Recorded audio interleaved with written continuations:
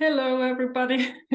Welcome to Plant Powered Conversations that Sprout Ethical Change. My name is Johanna, and I'm here with my friend Brieanah. Hey there. Yay! So nice that you're tuning in. And today we're gonna talk about a couple of different things. We're gonna start with I'm gonna interview Brieanah a little bit about the Vegan Women's Summit that was in New York in May. And after that, we're going to do a quick dive into branding. We have a few examples of brands and brand examples of brand voice that we find inspiring and that we think you could benefit from. Like no matter if you're just a one-person business or a bigger business. Like when you have a very clear brand, it means your marketing is going to be so much better. So we're excited to look into that a little bit. And yeah, we're going to try to keep this like in 40 minutes. And remember, you can always watch us a little bit faster if you want. And with that, I think I'm ready to go. Did I forget anything, Brieanah? No. Hit me with those questions. Yeah, cool. So here we go. So yeah, a few weeks ago, you were in New York for the Vegan Women's Summit. And I mean, I guess it was like hundreds, if not like thousands of inspiring people there with you. And I guess my first question would be like, what would be some general key takeaways or insights that you could share with me and everybody listening? Well, first, I want to just spotlight that we met through the Vegan Women's Summit, and then we're like, what? We're both in the posse. Like it was the backwards. We met on the virtual Vegan Women's Summit, and then realized that we both followed Alex Cutoni and her programs. Yeah, and that's how our friendship blossomed. So officially a year of friendship. Thank you, Vegan Women's Summit. Right? Yeah, it's true. I forgot in the meanwhile. Yeah, even though it's not that long ago. Yeah. And so some of the key differences between virtual and in person, I think, were that it felt very product expo almost to attend in person. Like there were so many samples to try, so many new brands. I know Jenny, who runs the Vegan Women's Summit, invests in a lot of women-run vegan brands, and so she gives them a platform and exposure. So there was just so much more to experience and try in as far as vegan products go. Okay. So that was really interesting and a big difference between virtual and in person. And then two, I think each version has its own unique community experience. Okay. Like you can attest to the community and networking that we found on the virtual one. Yeah. I mean, we're friends after all, right? Yeah. But in person, seeing in numbers the people that are excited and going back for second and third samples of brands that they liked and got to try for the first time, seeing that in person and experiencing that energy of just 1,000+ people, you know, all crammed into this event venue, was really exciting. You know, Jenny always posts about how they say veganism is dead, you know. Nope. It's alive and thriving, and this event proves it. So I thought it was really cool. Especially to focus on women and have 1,000+ women and allies, etc. No matter how you identify, it's a very welcoming space. And so just to focus on, you know, because I come from a same-sex education, I went to Sweetbriar College, and so to give space to women in particular is a value that I have. Yeah. And I think that's a cool, unique angle for them too. Yeah. Cool. And just out of curiosity, like, I mean, there were some, well, I mean, you mentioned, like, you never know somebody's gender for sure just by looking, but like, was it like very like, yeah, women focused, or like the majority, like from what you can Yeah, from what I would assume, Yeah. primarily women. Yeah. There were multiple gender presenting, people there for sure. I know a few people that attended with their partner who was supportive, Yeah. male identifying partners. Everyone's welcome, but Yeah. primarily, yeah, I would say it's a primarily women identifying space. Yeah. Cool. Wow, it's very special. And like I can imagine like empowering on a different kind of level to, yeah, cool. Well, then let's get a little bit like deeper. So what were Sure. some of the like sessions or talks that you found the most like inspiring or impactful? Like were there a lot of, I assume, like I actually don't know for a fact now, but like I assume that there were kind of several in a day, like talks. Yeah, they had two stages Okay.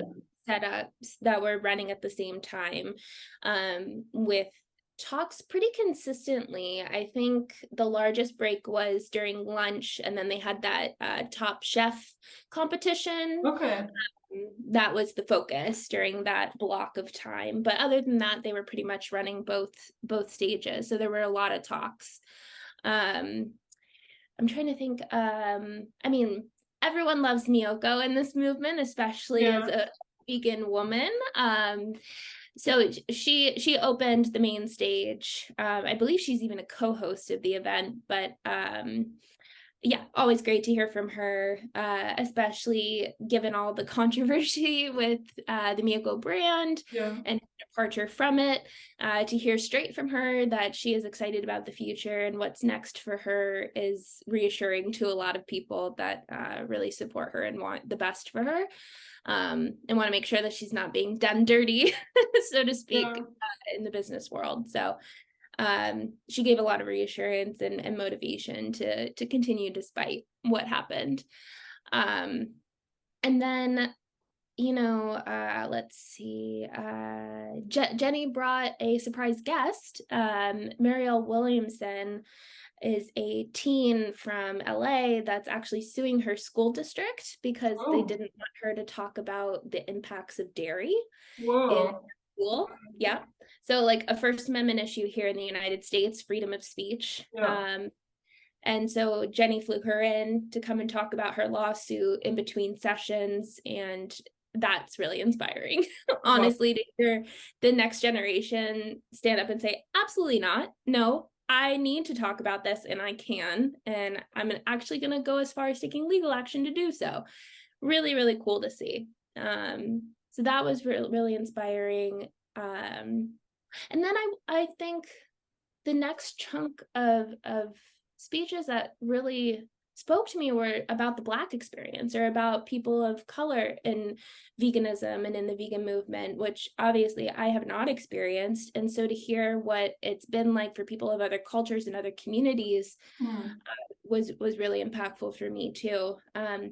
In particular, Tracy McQuinter spoke about the Black experience in veganism and with food in the history of the United States. She had anecdotes that we weren't taught in school, about, one that stood out to me in particular was after Martin Luther King died, the US government gave subsidies to African American communities to put in these fast food joints in their community to essentially keep them ill, right? They knew it wasn't healthy food, but they were subsidizing them. They wanted them to be business owners, right? Like trying to seem like the good guys by helping to create entrepreneurs, but they were also ensuring to keep them ill, because they were, putting these fast food unhealthy options at lower price points and in the community and keeping that accessible over fresh fruit, vegetables, etc. Yeah. So that blew my mind. That was something I didn't know. But so hearing these anecdotes about the different communities' experience really broadened what this movement can mean to different people.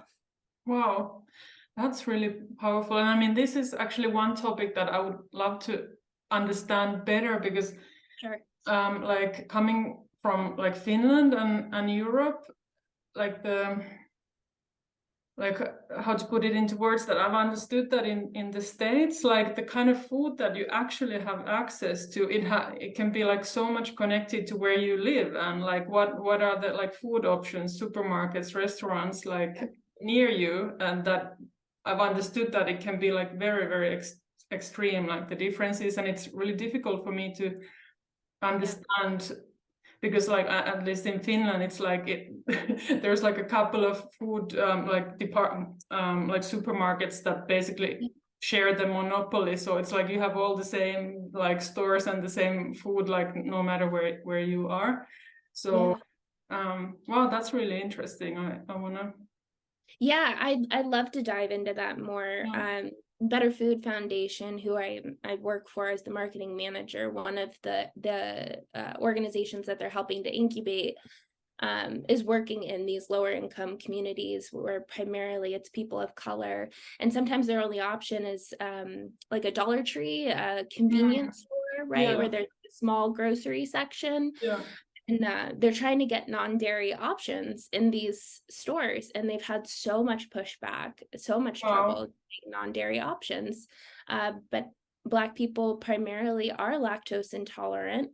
It's a statistic that's well known, and they don't have those options where they live. So yeah, we can definitely dive into that. There's a lot to unpack there, and maybe even have a speaker join us, and we can talk to someone that's working on that. Yeah. That's really like awful, and like fascinating, like the power that is at play there. Okay, but thanks for sharing. And of course. well, that's kind of, well, you kind of answered my next question a little bit, but like what are some of the challenges that were brought up at the event, like when it comes to the plant-based movement? And obviously, it's also a huge topic, and there are lots, but maybe you could mention a couple or something. And I realized that who inspired me is really dealing with these challenges, so it does overlap for sure. But I think more broadly, if we took like a 1,000-foot view of this, the plant-based movement as a whole is dealing with a lot of media issues, and especially in the United States. 1 second. Especially in the United States, where we have such big control on these industries. Like we have a livestock lobby and a dairy lobby, and they have so much sway and influence and money and power. So the media, like generally when you're looking at news stories, won't always convey the whole picture, like won't always just call out livestock is the biggest contributor, factory farms are the biggest contributor to climate change. It's not really a statistic that you see declared in our media, even though it's true. So a lot of the narrative around some of the biggest challenges at VWS was about this issue with media. There was even a panel on specifically how the plant-based movement is treated in the media, which Jenny spoke in, because she does a lot of op-eds and letters to the editor where she's getting that statistic, getting that point of view pulled out and featured in these publications. But there's still a lot of resistance. And even what is it called? There's an organization here in the States called Sentient Media. So I've heard of them, I think. There you go. Okay, good. They do a lot of reporting, but from that animal rights, from that plant-based lens, so that it actually shares the full story. And they actually just hosted an event this past week about climate change and about how the media isn't presenting farm animal impacts in the way that it should be. So it is getting attention, and especially within the movement, within people that are actually paying attention to this. But that's probably the biggest challenge is trying to get that more broadly shared. And yeah, I can relate to that. Like it's I feel like it's, I don't know if you can say like a worldwide problem, but definitely in Europe as well, that it just like when it comes to the climate effect of like industrial agriculture, it's like there's this massive like neon color hippo in the room that nobody's talking about or like dares to touch. I don't want to do anything bad with the hippo, but you know that what I'm getting at, that it's just like it's shocking how it's ignored in the wider Totally. discussion. Yeah. And I know one of the brands you want to talk about later is Oatly, and how they're really taking on the industry and calling them out and saying, yeah, share your statistics. We're open about our statistics as far as impact goes and things like that. But I mean, we're seeing it too with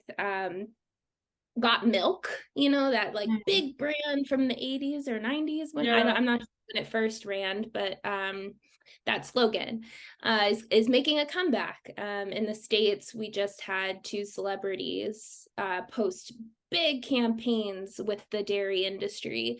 Aubrey Plaza, who's probably best known for Parks and Recreation. She was just on, I'm going to forget the HBO series she was just on. This hotel series, what's it called? Yeah. But on the tip of our tongue, but people probably know who we're talking about. But she did a whole like wood milk like spoof or whatever, and that got a lot of controversy. And then Hailey Bieber just posted on social media with a Got Milk t-shirt, to all of her followers pushing dairy. And I believe she was even vegan at some point. So I mean, I don't follow her. But I think that's part of the controversy, is that they're like flipping or making these people believe different things and influencing their followers. And so all this to say that these bigger industries of dairy and meat are using their influence in really controversial ways to hurt the media coverage of the plant-based movement.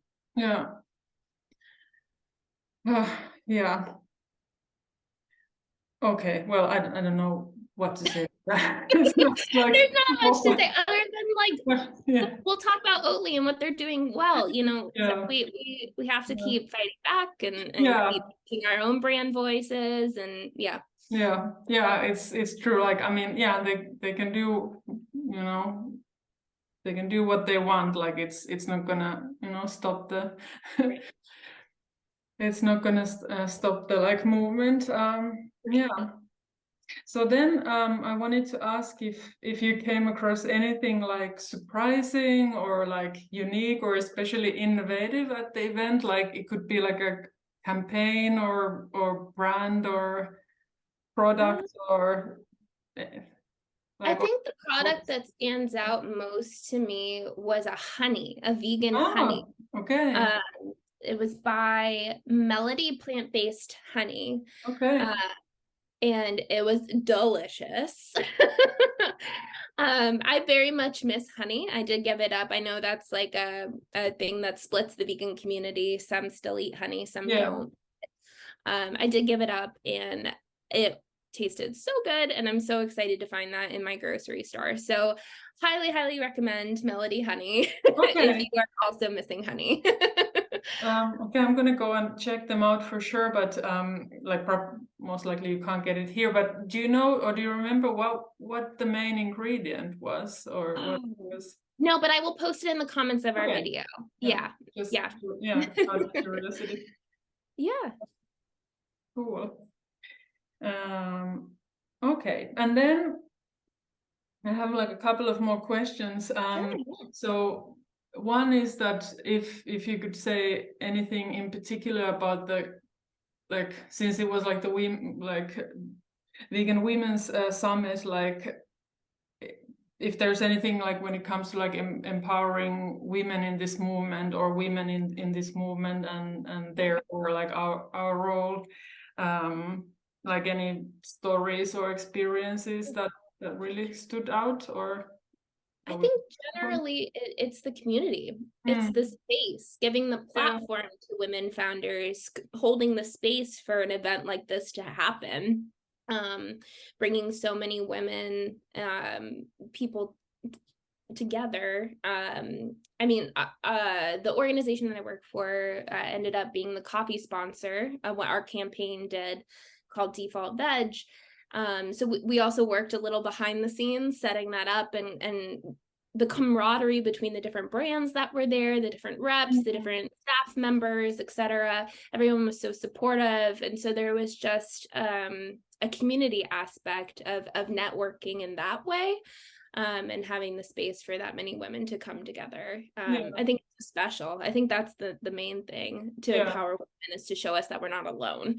You know, so much of it is like, oh, you're just a silly woman, you know, when it comes to sexism, is making us feel isolated. So when we come together and support each other in that way, and in these type of spaces, it can be really powerful. Yeah, totally. And I can, just imagine like that atmosphere. It's very cool. Okay, then the last question is like about the food, of course. Like how was the food? Like so was there like a chance to just, you know, sample for free, like as much as you could, or your ticket included sampling everything. So from the vendors to lunch, they had 2 food trucks in a little pavilion. One was VO Life, the other was Tyndall, which I'd never tried before. They are a vegan chicken brand. They had their nugget and their chicken sandwich there, and both were very good.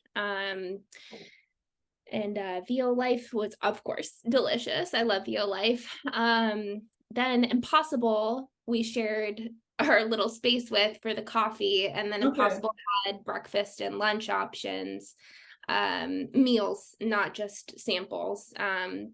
Like the breakfast was some sort of like egg sandwich. It was delicious. And then, of course, all the different vendors, you could go around tasting the alternatives. Like some would call it bacon, but it's made out of mushrooms, you know. So trying all the different innovations was really cool. Yeah. Nice. Good. Well, okay, next time I'll make Yes, you have to come in person next time. It's still on my bucket list that we do one of these in person. Yeah. I mean, like obviously it's like all the like meetings and getting to know new people and all the learning, like it's, you know, the main thing. But like, I mean, the food also for me is always like a big driver. Yeah, for sure. But hey, thanks so much for sharing. Yeah, of course. Really good. And I'll just wrap it up by saying, like, I highly recommend whether you attend virtually or in person, at least virtually, so you can hear the speakers. A lot of great information is being shared. So great event. 10 out of 10. Cool. Did they actually say anything about when the next one is going to be? I haven't heard anything yet. I might have missed that running in and out, but I haven't heard anything yet. No. Okay. Well, keep my eyes and ears open. Cool. Well, and I know, speaking of food, and we were talking about the dairy industry, do you want to jump into Oatly and what you want to share about their brand voice? Yeah. Okay. Yeah, so I wanted to talk a little bit about Oatly's branding, which is not like like I'm sure it's a topic that a lot of people have like paid attention to, but there's like a reason. I was thinking about it lately, and there's a reason why, and so and the reason is that Facebook reminded me of a memory from like 10 years ago, from 2013, and I was on my way to the north of Norway with a bunch of friends. Like we were already, or are all vegans, and like we stopped like there was a picture of a reindeer, and like we were there with a map and whatever. But on the way, because it's a long drive, we stopped in some like rental hut on the way, and I have this vivid memory of us like drinking our morning coffees and breakfast in the hut, and we had a carton of like Oatly's like rebranded oat milk, and we were all like, guess it's okay, this is our like show, so like I can swear, like, what the fuck is this? Like, what the fuck is going on with this packaging? So this is like 2013, and Oatly had just did the rebranding, and so I'm from Finland, and like I've been drinking oat milk since early 2000 something, and I think Oatly was one of the only brands that was around. I honestly can't remember, Simba, what else I was drinking. But my point here is that for the longest time, the brand was completely different. It was so bland, like it was like, yeah, maybe I'll add a picture of the old packaging. I don't know if it's relevant, like to the comments or whatever. That would be interesting. I want to see the old packaging. Okay. Yeah. But it was so like you wouldn't pay any attention to it, like on the shelf. Like anyways, maybe there was another brand back then. Anyways, but it was so like didn't cause any feelings or thoughts or anything. And they came out with this new brand because I think in 2012 they got a new CEO, and he came in with this like the creative or the AD or whoever, and they rebranded it somehow together, or I'm sure it was a bigger group of people. But anyways, I remember us like on the table, like, well, like, what is this? These random like stories on the side of like the package and this weird font, like, what is this? Because it was so like nobody had done anything like that before, and I was like so annoyed. Like I was just like really like, what the, yeah, really annoyed, but it worked, like it like that. Yeah. So basically Oatly redefined what oat milk is, and it was a thing already in like Northern Europe, and I don't know so much about the States, I guess not, and probably not in like other parts of Europe so much. But yeah, they redefined oat milk and started to take on the dairy industry, and the rest is history. So that's why I wanted to like bring it up now, like regardless of what you think about Oatly or big companies, like I also have mixed feelings about Oatly, and it's not like the only oat product I use, but I think there's really lessons that you can learn from them, like regardless of if you're like one person operation or like a bigger company. And I wanted to like bring up like 3 things. And the first thing is like to really make an impact. I think it's so powerful and important to understand your like brand personality and identity, and to make use of these archetypes. So I think Oatly has really like mastered its like brand identity and brand voice, and this is like key to them making it to where they are now. And like they've really been able to stand out and attract like real fans, like hardcore fans, not just people who are like, yeah, okay, that's like they're okay, and like bring like create like long-term loyalty.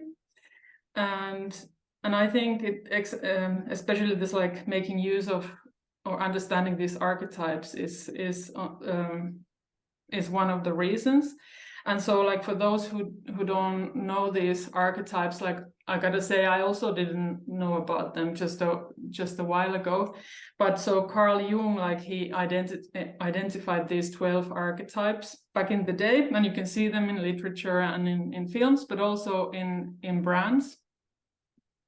And it's like the idea is that there are these archetypes that they're based on like basic motivators of people and like core values and what you want and what you're afraid of and stuff. And I would say that Oatly, it's like a mixture between the outlaw and then this jester. Like on the one hand, they're all about breaking like what's not working, but at the same time they really don't take themselves too seriously, and they're all about the fun and like quirky, and I think it's a really unique mixture that really attracts like a certain kind of people, and then a lot of other people just follow this group that they've kind of rallied around them. Yeah. So for anybody who's kind of a little bit like lost with their like who am I, or like what my brand is about, I would really recommend diving into these archetypes. It really helped me to understand what I'm doing here as well. Like I know we've also talked about this. We did this like brand voice challenge. So I would say I'm a mixture of the rebel, but also like caregiver. And yeah, I think I think they've mastered that. And we can link some resources in the comments, like where to go and learn more about these archetypes. Yeah, for sure. I think that would be really helpful. So you will drop somewhere for people to learn more? Yeah. Okay, cool. Yeah. And then the second thing I wanted to mention is like really don't be afraid to take a stand, especially if you're a mission-led business, like I assume a lot of people are who are watching this or listening to this. Like I mentioned before, this rebrand, Oatly was like a very bland brand, like if you didn't, and they were like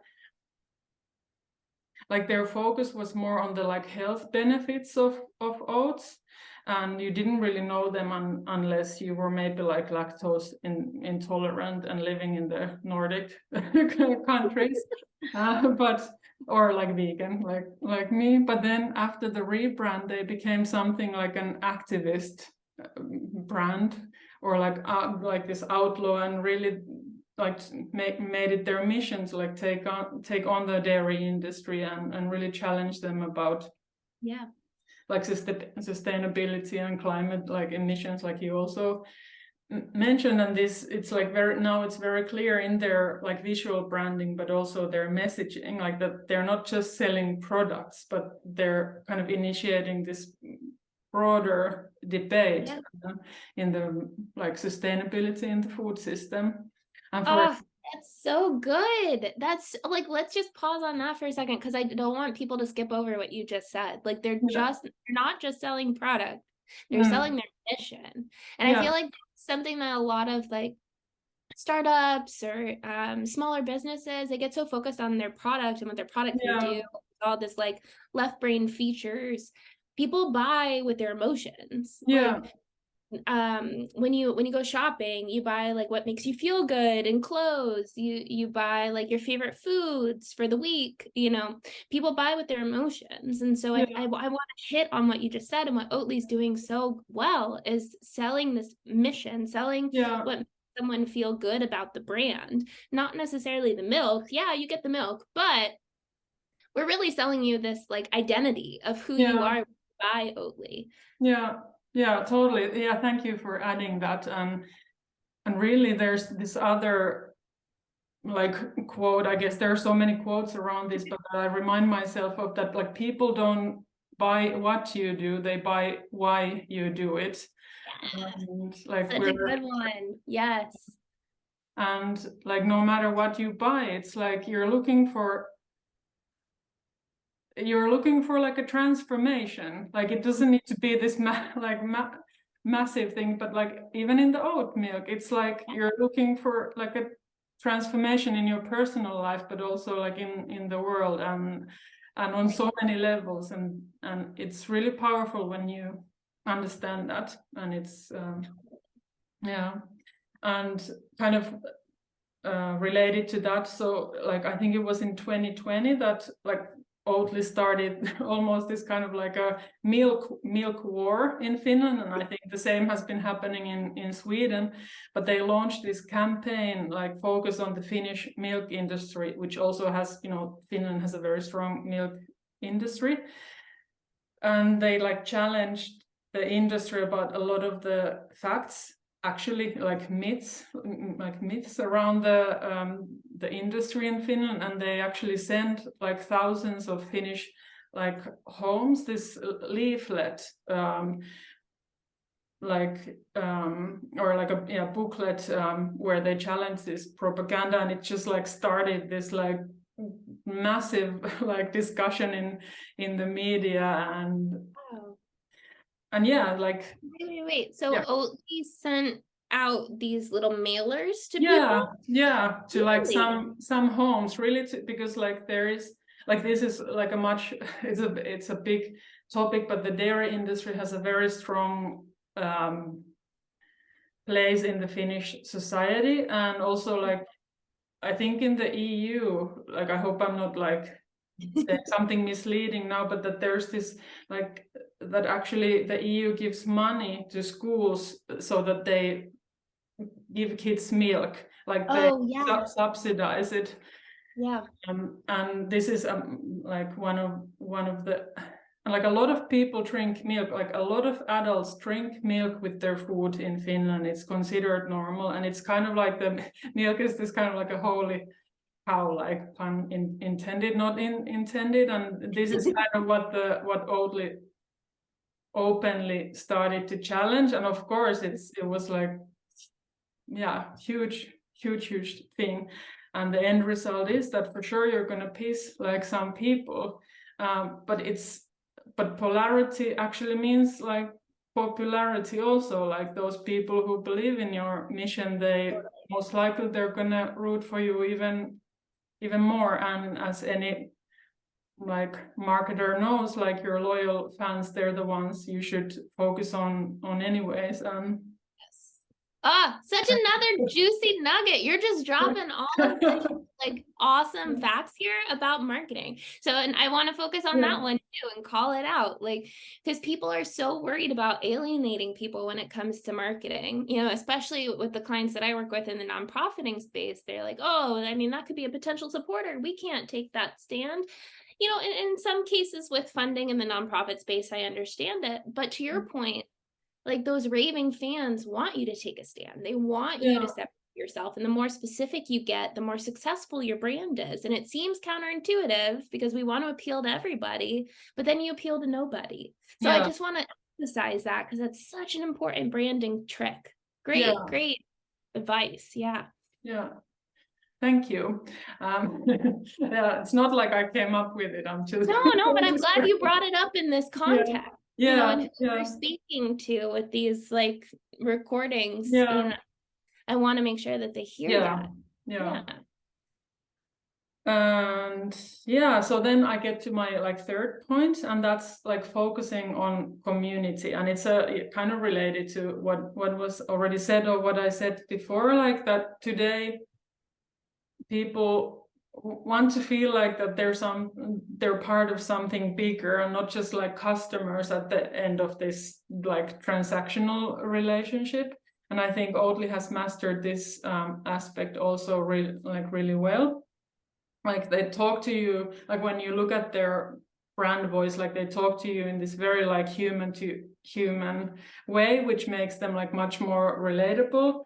And then they're like really like rallying you around something bigger, like I mentioned, like to create a more sustainable like food system. And again, like that they're not just selling products, that they've actually like they're building this movement, like the post-milk generation. You know, you see people with these shirts, and like I even have a sticker like somewhere. And at the end of the day, you know, it's a company, but it's also a movement and the movement is like bigger than the company. And they're not the only example of that. Last week I mentioned this Heura, this like Spanish company. I think they're also doing a really good job around like focusing on your people, like human to human, and really building like this community around you.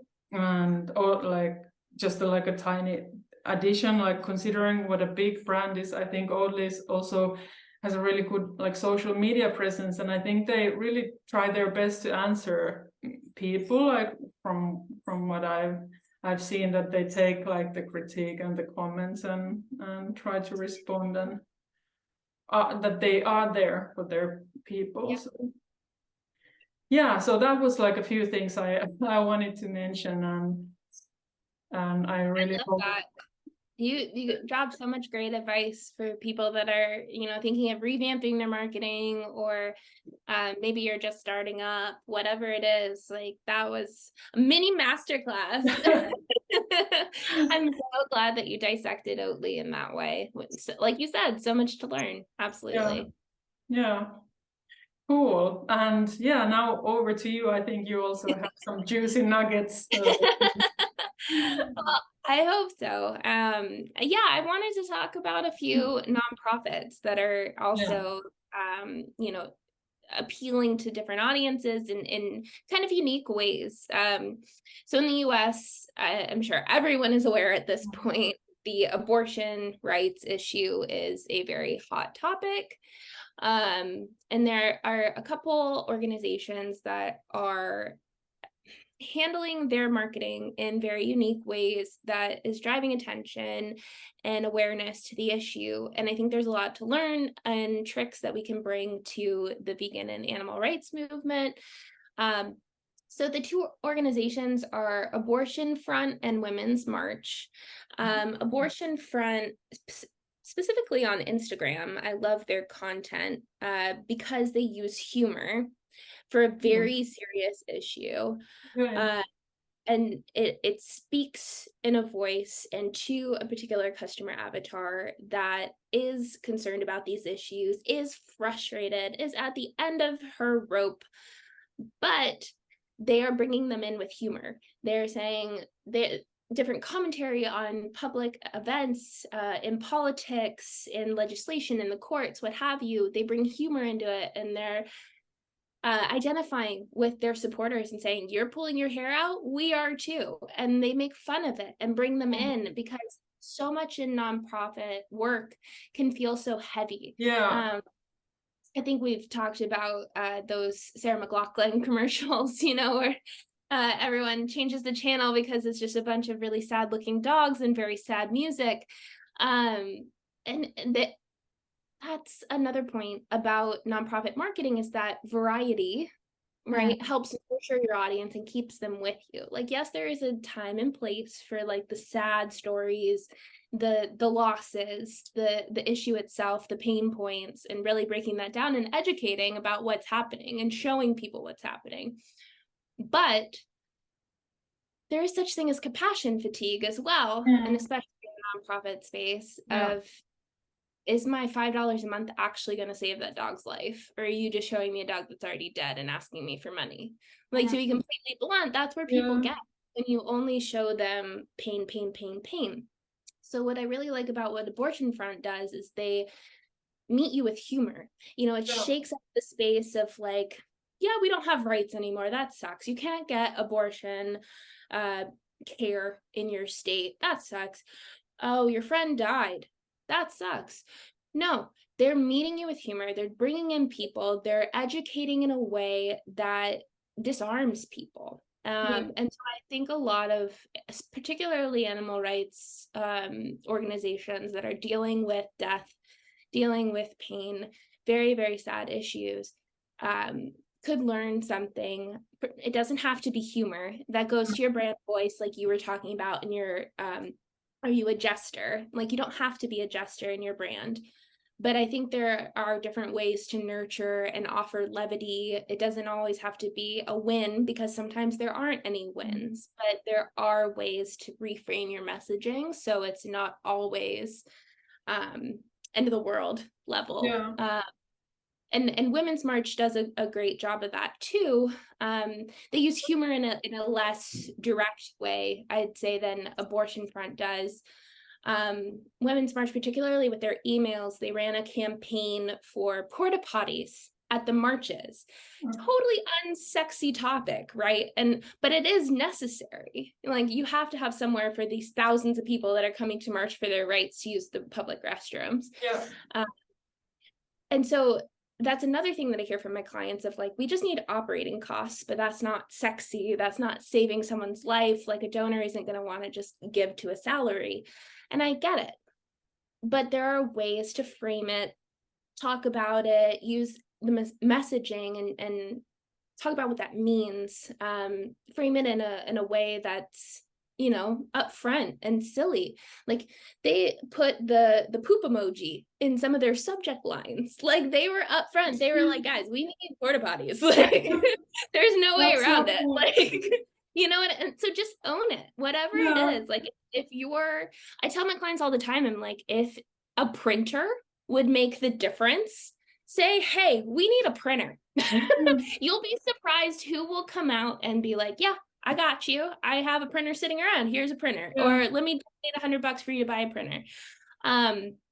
Just being direct and being human with your supporters. I feel like there's also a lot of formality that comes across in the nonprofit space, because you are soliciting donations a lot of the time. You feel like you have to be buttoned up and politically correct and follow certain guidelines. But to our conversation earlier of like, who is your audience? Who are those raving fans? Who are you trying to reach? They might not necessarily be buttoned up. They might want to see pissed off like Abortion Front is. They might want to see like, what are the behind the scenes? What do you actually need to get the movement happening? Like Women's March, we need porta potties. Okay, cool. You told me and I'm there for you. I think the more authenticity that particularly nonprofits can bring to their messaging and their branding, the better. We don't need to stand on ceremony. We can just be people and be like, hey, this sucks and this is hard, but we can do it together. Yeah.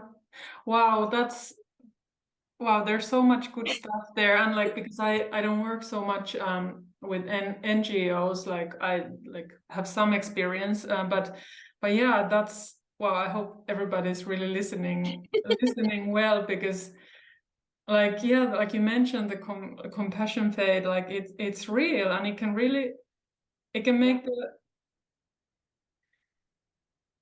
like like people like us who are like compassionate and like deal with these things on a daily basis, like you sometimes you also want to smile or laugh, you want a break, and it could really make the difference between if somebody opens your messages or like scrolls quickly like through your post. And so humor, it's really powerful, and also like transparency. And also that reminded me that, you know, good or great copy is also specific, like this kind of like whatever printer story or like porta potty, like it's something that's for sure gonna like stay in somebody's mind, like this like specific story, much more than some, okay, we need like for what, I don't know, like something general that you're Right. Well, and there was a study that we learned about with Alex. I think she's talked about it even on her YouTube channel, where they did a psychological study where they had people try to print things at a print shop, but jump the line. And when they gave a reason, like, hey, can I make these copies? I'm in a rush, or I have to pick my kid up, whatever it was, the majority of the people said, yeah, sure, cut the line. They didn't care because they gave a specific reason. When they just cut the line, people are like, whoa, what are you doing? Like, and there was that disconnect. So always be specific. And to the point of like openness and compassion fatigue, like if you do want a break, like if you are at the point where you're like, this is so hard, I could not save another dog, like I am at my breaking point, write about it. Be open about it. Because chances are there's a supporter somewhere in your network that is breaking too. And when you're open and you're like, I don't know if we can save this dog, and here's why, and you tell that dog's story, I guarantee you someone will come out of the woodwork and support you because they see themselves in you. So yeah, being open, being honest, being transparent, and being human are huge motivators. So whether it's humor or sadness, just experience all those emotions with your supporters. Wow, mic drop, like right here. Wow. Well, lucky NGOs who work in. Same. I'm like, I think we've almost talked for an hour. Oh, no way. Okay, we'll wrap it up for you guys. Sorry about that. We just got going. There was so much to share. Yeah, but did you cover everything you wanted to say? Yeah, Yeah, those were the main things that I wanted to yeah, hit. Just being really conscious about what you can share and how you want to yeah. share it. And test. If you're concerned about sharing openly about something you're going through, or testing a humorous piece to spoof on something serious, test it. Mm. See how your Yeah, audience responds to it. You never know until you try. So, and we're here to talk you through it too. Whether yeah, you're a brand nonprofit, if you're concerned, like, can I do this? Like, is this actually my voice? What we'd be happy to talk to you about it. yeah, for sure. Wow. Well, that was awesome from my point from my point of I view. But agree. I don't want to like, hang up, but I know that we have yeah, to, we made a promise to keep these yeah, like under an hour, and so yeah. we do need to. But thank you so much for listening, and let us know what you think if you have any questions or comments. Like, we'd love to hear from you, and hopefully this was useful. Yeah, and I can't wait for July. Yeah, Oh my gosh. Enjoy your summers, everyone, and we will talk to you soon. yeah. Bye.